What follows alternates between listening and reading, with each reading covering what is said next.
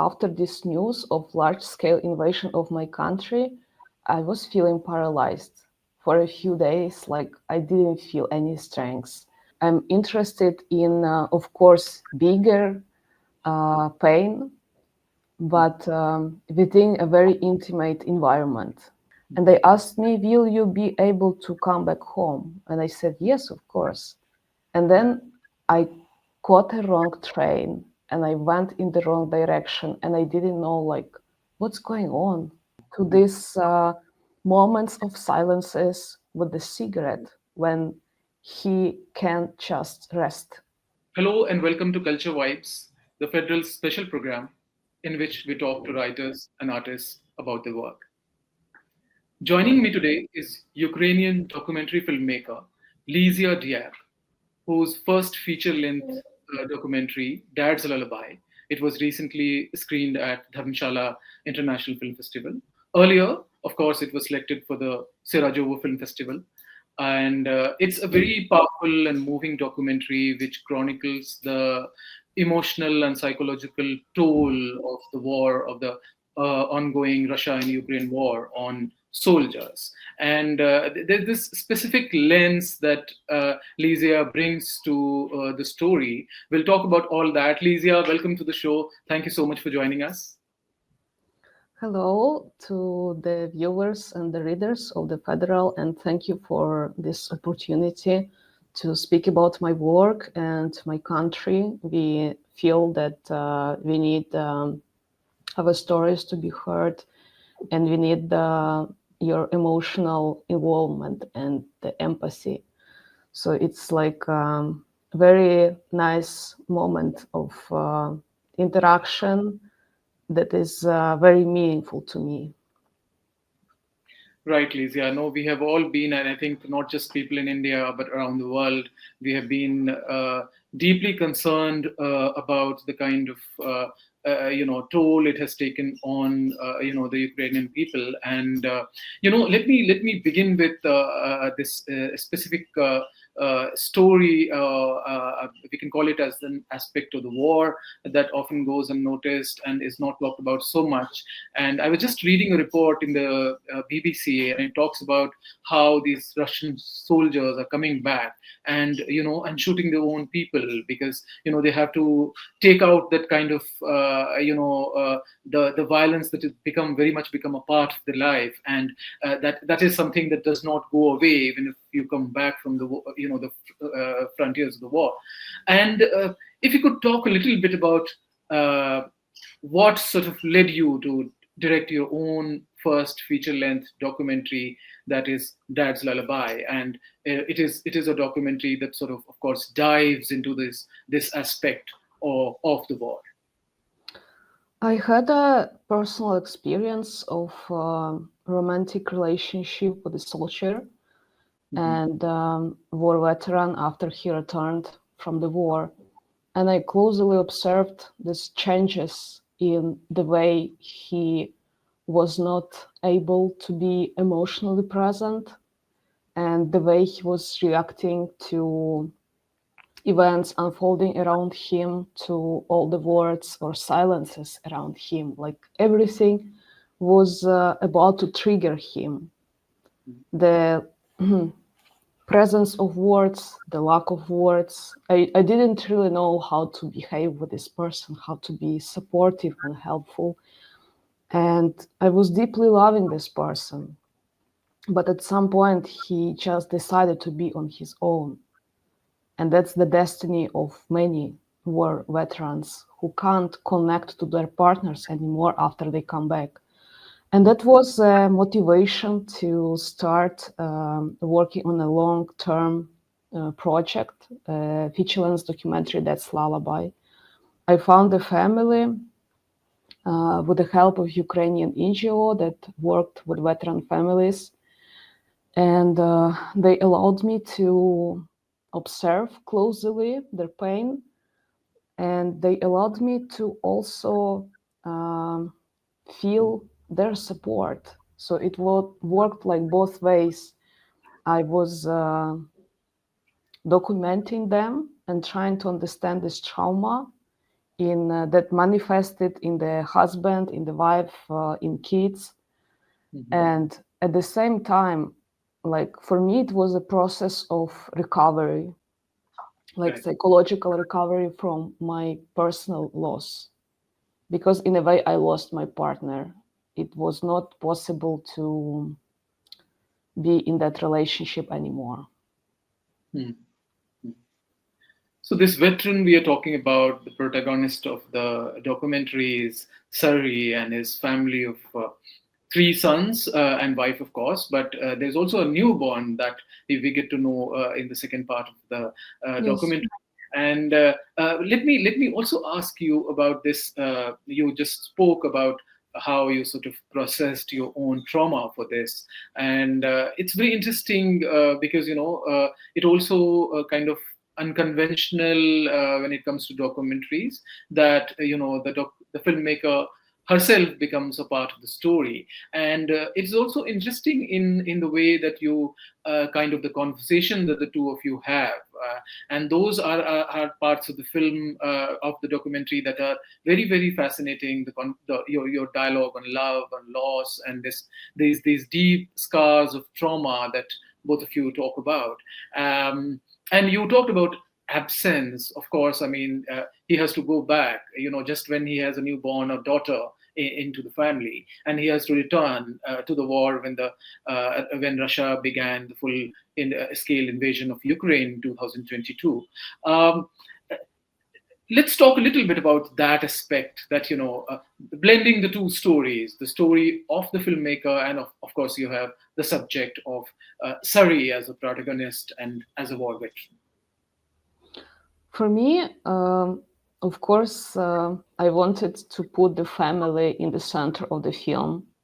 Like, I felt that their pain is so much bigger because the stakes are very high for them. They have kids, and of course, they wanted to save this marriage for the kids. Yeah. But I used my own story to be able to open up my main protagonist, Serhiy, in a more profound way. Because trauma, it's something that is very much invisible, and it's difficult to even make it seen with the tools of documentary filmmaking.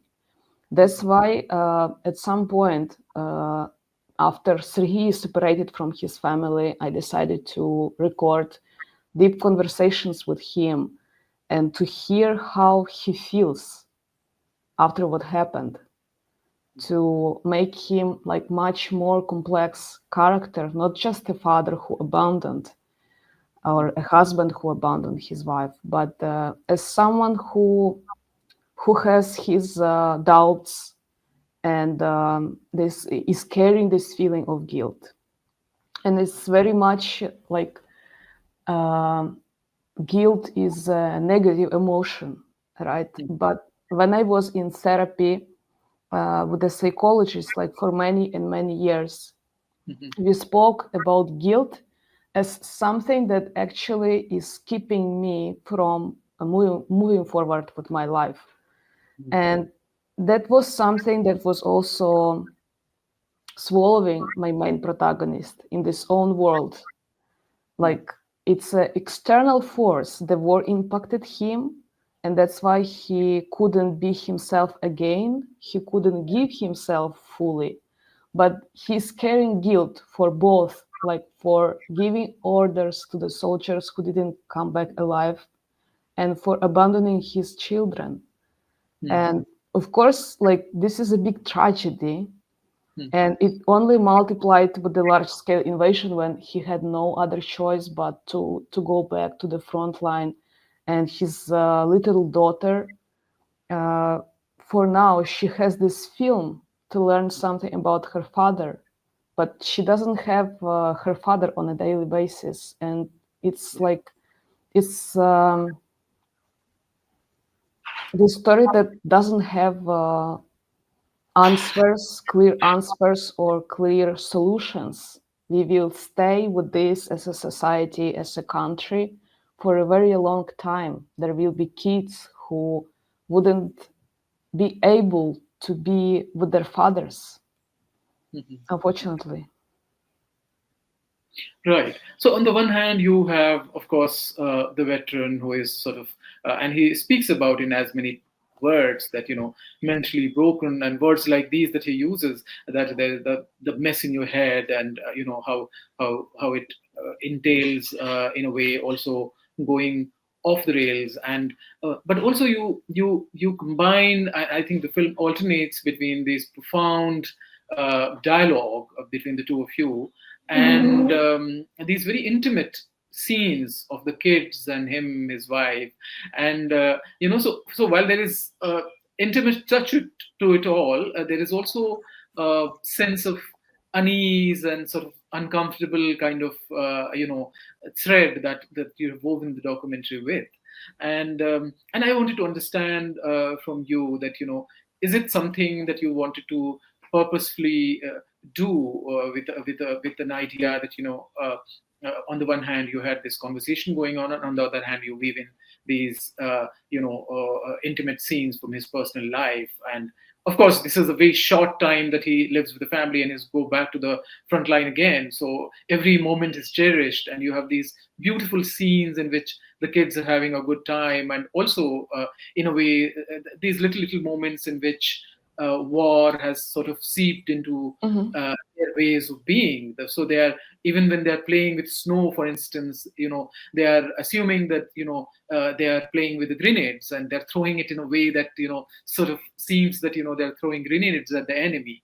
And those even within the house when they're playing, they are pretending as if they are soldiers themselves, and as if there is a war in the house. So these are very intimate and fascinating details, but also the way you sort of combine the two, that I think really worked for me, as a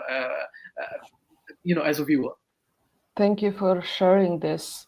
Yes, it was intentional to build the film on this tension that something is going to happen. Like you see the loving father, but at the same time, my intention was for the viewer to start wondering if this loving father will be able to stay there, because he gets very much annoyed, like of the noise around him, of his kids sometimes processing the war by playing their games.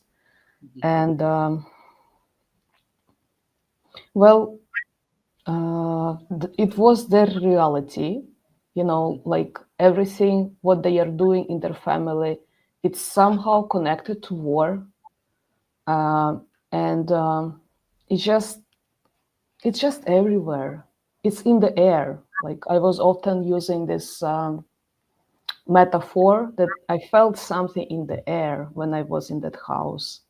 Of course, like trauma, it's not visible, and it's very much repressed within this family. Like they don't know what is going to happen to them, and they are not fully aware of this impact, like of these little movements in their relationship, of these developments in their relationships. They don't really see this shadow of war, but then it just breaks them apart. And yeah, that was really intention to use the silent moments of the main protagonist watching the night windows and trying to escape, like with his mind, from the noise in his house to these moments of silences with the cigarette, when he can just rest and be on his own. Right. So even when he longs to sort of go back, because once a soldier always a soldier, and once you have been in the war on the front lines, you miss that kind of action, so to speak, and when you return, there is that sense of dullness that as a soldier that you feel, but at the same time there is also a sense of some kind of a tension here as well, in a sense that while he has these pulls and and the longing to go back, on the other hand he also, I think in those moments when he's talking about to you about the need to be needed by somebody, and he says that you should always feel that someone needs you, and we want that need to be there. And he, as a soldier, also has that kind of need, that somebody who loves him. There is a wife, there are kids. So while there is longing to go back to the front line, there's also this sense of being somebody who is loved at home. Yes. Yeah, this controversial is very much rooted in the psychology of Serhiy as the main protagonist of this lullaby. And it's very much rooted in many men and women who come back from the front. They become extremely vulnerable, like what they experienced in war, and after the losses they experienced there, they come back with this strong need of emotional connection. And the tragedy lies behind the fact that the outside world, or people who were not at war, sometimes they are not capable, to meet all these needs, to embrace them in a way so that it doesn't hurt. Like, metaphorically speaking, it just hurts to embrace someone who is broken. And that was happening in Serhiy's family. The kids wanted him to tell the stories of war. They wanted to know about the grenades, and they wanted to know some details from the battles. But at the same time, for him, it was painful to receive such questions, to answer such questions. Like, he felt he needs to process it, and he felt in a trap. So there are a lot of controversial things of return from war, and no one really have answers. Like, we need now the army of mental health professionals to be able to accompany war veterans, volunteers, and all people who were deeply affected by war. Yes. This theme of vulnerability, Lesia, is also an element that has been there in your previous documentary short. It was a short documentary, Under the Wing of a Night, right? So did you sort of, is it something that has been you see as your preoccupation as a documentary filmmaker? Of course, there's a personal connect to all this, but also as a filmmaker, you feel the need to tell these stories, these in a way invisible stories of people and their invisible wounds. Yes, I feel that I need to be very close to my protagonist, and I need this aesthetics to be able to tell the stories that I'm interested in. Like, I'm interested in, of course, bigger pain, but within a very intimate environment, like within families.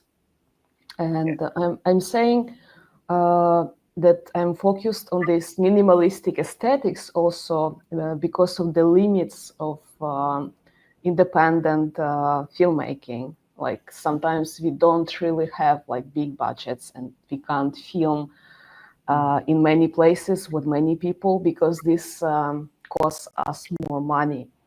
So I'm trying to balance the limited resources I have as a documentarian, and creating strong atmospheres. In Under the Wing of a Night, it was about whispers and about waiting for the calls from the father back in Ukraine, who was also preparing to become a soldier. And it's told from the point of view of a teenage girl, 11 years old.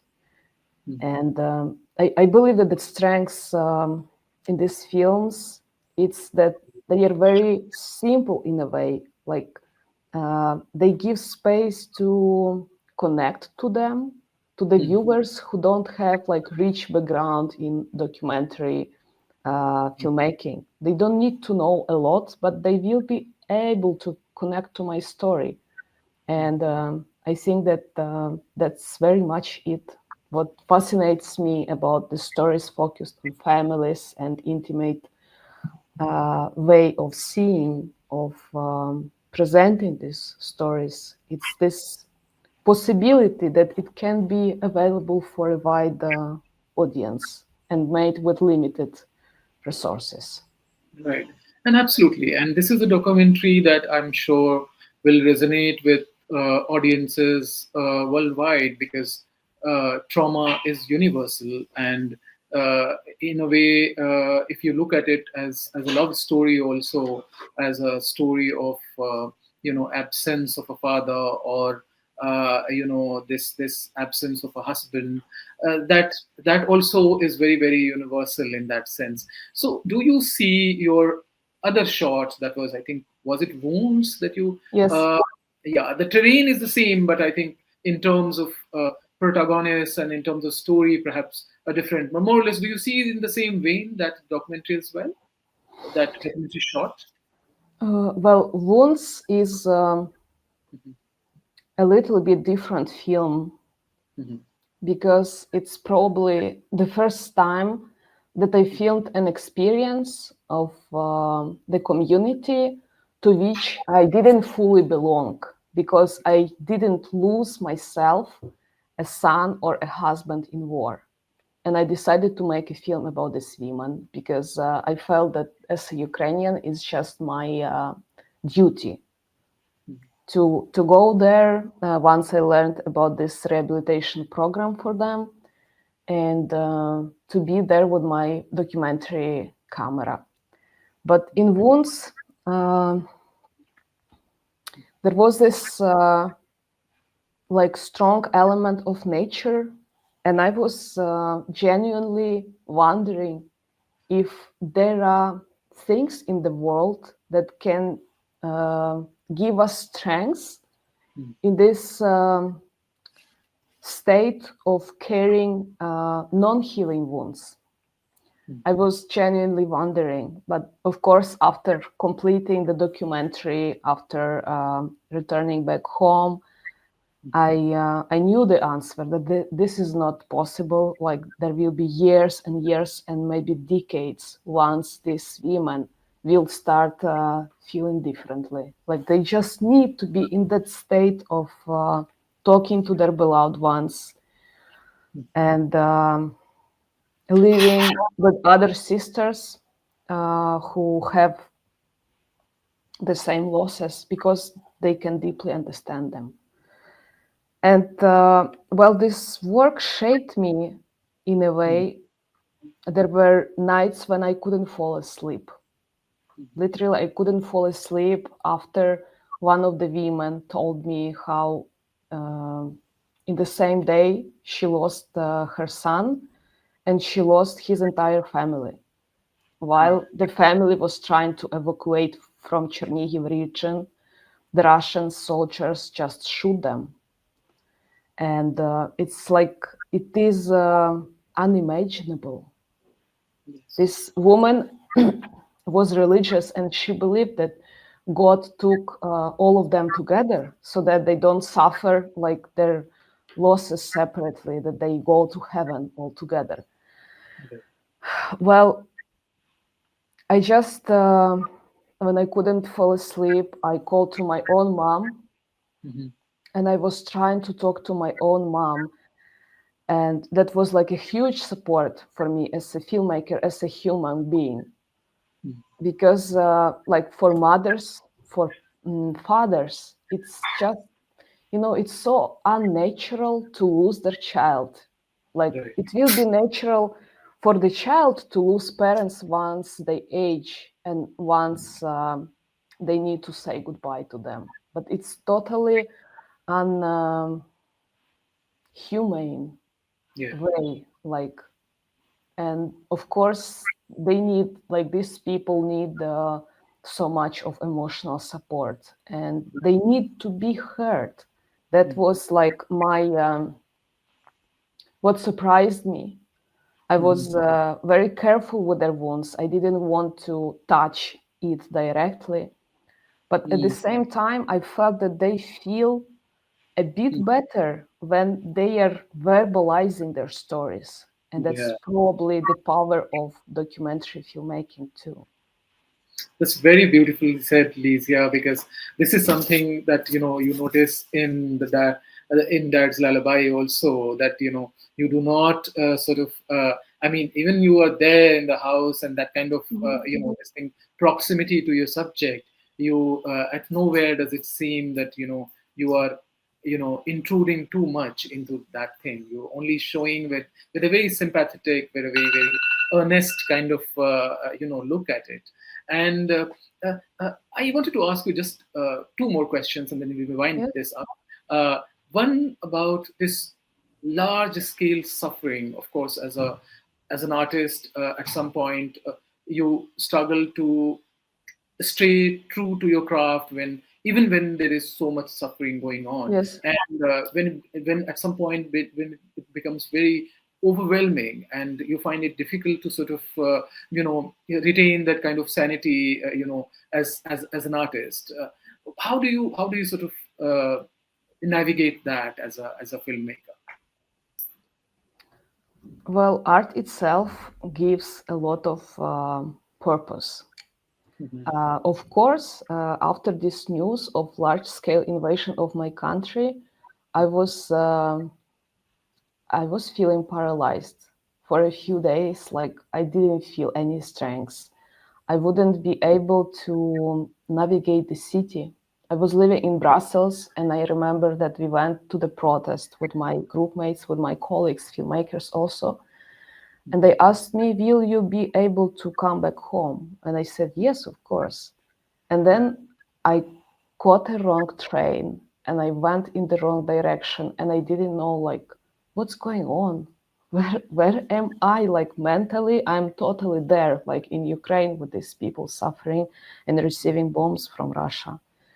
But at some point,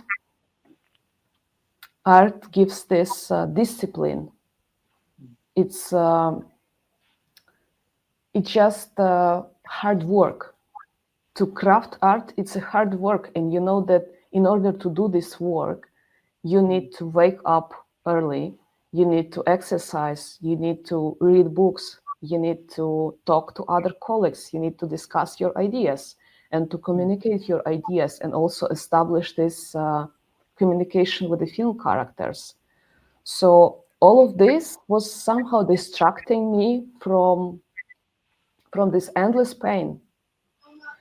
And it's not possible, to live in this state of mind of endless pain and constant anxiety, because this is just exhausting for your body. It Yes. just it drains you as a human. And now, after 2 years of large-scale invasion of Ukraine, I still feel very much puzzled. Like I feel that I need to do more for my country. I need to help more people, like to listen to more stories, to be in touch with my friends, with my parents, with my brother who is back then in Kiev. And at the same time, there is this island I found like for self-empathy. I understand that sometimes I also need support. Yes. And it took me a very long time to realize that it's fine to sometimes care just about my own body, my own soul. I really need to nurture them. Otherwise, I will not be able to help my country. Thank you for your profound questions. It's really like to read a philosophy book, Yeah. to listen to these questions and try to find answers. Yeah. Yeah. Yeah. Also, Lesia, the way Ukrainian writers and filmmakers have uh, responded to the war in a way, some of them through novels, through works of fiction, some of them through poems, some of them through essays and reportage, works of reportage. You have writers like Andrei Kurkov or Serhiy Zidane, who's one of the rock stars writers of Ukraine. Uh, I wanted to understand from you, as a Ukrainian artist, what is, and somebody who sort of keeps going to Kiev, what is your estimation of the devastation of war? Um, what do you make of the war, and what do you see this war as? Well,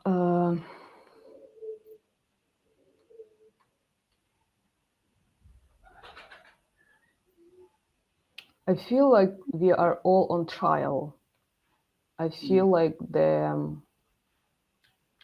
is something completely wrong about the dominant order in this world, that is a consumeristic world, money-driven world, where the sanctions, the economical sanctions against Russia don't really work, because there are people with no moral values that are still selling details for these drones and other equipment to Russia from all countries in the world. And it just, in this trial, we will be probably testing our humanity, like if the humanity can survive such a break of illusions that we created. Yeah. So, like from existential point of view, for me, it's like this very, very big trial. And I feel that we are all in court in a way. But the writers, like the ones you mentioned, Serhiy, Andrei Kurkov, other artists, other filmmakers, they can't stop creating, they can't stop telling the stories, because they feel so much responsible and they feel so much in debt for the ones who we lost. Like there is a famous writer, Maxim Krivtsov, who was a soldier himself, who was writing poetry. And it struck me so much, this news that he died by defending our country, and for the memory of this person, to preserve like culture, to preserve sanity, I can't just stop creating because I'm tired, because I'm exhausted. I need to make it work somehow. My art doesn't really sustain me financially. Like I need to do other things to be able to create. And sometimes it is very devastating, but I remember about Maxim Krivtsov or other people who died by defending us. And there is this moral dilemma that I can't, I can't stop working just for them, just for staying human, for preserving this sense of humanity in me. Were I able to answer your question? Yeah, in a way, I think there are times when you don't really have answers to all such questions, Yeah. because we all are sort of in some way trying to figure out, see how things are unfolding, and find our own ways and mechanisms to cope and to make art out of it. So I think I can understand the difficulties of being an artist at a time of war, and sometimes you need that kind of luxury of time as well, to sort of process the grief, the trauma, and to sort of bring them all into your art. So I understand that as well. Perhaps it's still too early to say how writers of Ukraine and filmmakers of Ukraine are going to respond the way perhaps they should. One last question, Lesia, and we'll wind up. It is incredibly fascinating how you are bringing these, unspoken sort of sentiments, and very, very informative and insightful. One last question about this Donald Trump, of course, coming back to power. And there's a sense of hope in some sections in Ukraine that perhaps he is going to make it possible that the war ends sooner than later than it was perhaps for Joe Biden to do. Do you share that sense of hope, or do you think it is not so easy? I don't have such sentiments that Donald Trump is going to end the war soon. Well, he is a president of a powerful country, but he is dealing with a dictator who is completely unpredictable, you know. And once Trump started having phone conversations with Putin, Putin just overwhelmed us with very big attacks for these Yes. last days. And that's probably a proof that you shouldn't try to negotiate with a person who is completely insane. You know, you just need to help us withstand this and to overcome it, because it's not possible to make peace with Putin. I mean, not in this diplomatic sense. Mhm. You just don't know like what's in his mind. And from the way Russia was for the last 30 years, you could clearly see that Ukraine is not only one country that they invaded. Yes. There were more other countries like Georgia, Moldova, Chechnya, and it's constant, you know, it's a repetitive history. And I was really hoping that we could learn from this Yes. history, but apparently it's not happening. And well, I'm not a politician for me, or a political journalist. For me, it's not easy to analyze the psychology of world leaders, presidents, prime ministers, based on their speeches. But as a filmmaker, as a documentary filmmaker, you know, who is trying to spot like something invisible, I don't have any sentiments. Like I don't have these hopes Yeah. that are feeding minds of other people.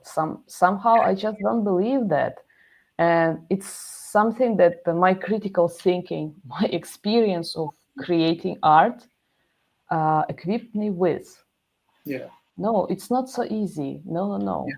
no. It's just temporary hope, but we don't know where it's going to lead us. Yeah. You're right, Lisa. I think that sense of uncertainty, and I think that cynicism, a lot of us who have been observing how Russia has conducted itself, would share. So, on that note, I mean, even though it's a very grim note, but I'll bring it to a bit of positivity, bring in an element of positivity here, in the sense that it's filmmakers and artists like you who are telling stories that matter, that needs to be told. And I think that is, as long as we keep talking about these stories, keep showing to the world what wars do to people and to families, to children, to women, to men, and to our veterans, as your documentary, Dad's Lullaby, shows. Somewhere we will develop that sense of empathy and understand that what Russia has been doing is totally wrong. Thank you so much, Lesia. It was really very interesting and to talk to you. And thank you so much for your time. May the world, find this documentary, and may the documentary reach its viewers everywhere around the globe. Thank you so much. Thank you too.